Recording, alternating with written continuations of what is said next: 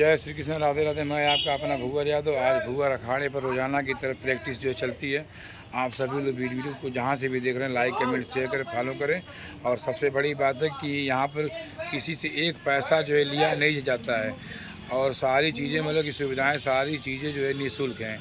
बाकी आप लोग किस ज़िले से कहाँ से इस वीडियो को देख रहे हैं, लाइक कमेंट शेयर करें, फॉलो करें और भूवर अखाड़ा का उत्साह बढ़ाएँ। और उत्साह बढ़ाने का काम तो वाकई जो है मतलब कि भूवर अखाड़े को सोशल मीडिया ने बहुत ही प्यार सम्मान मान सम्मान दिया है और काफ़ी अच्छा लगता है कि सारे पहलवान जो है करते रहिए जो अप डाउन जो है।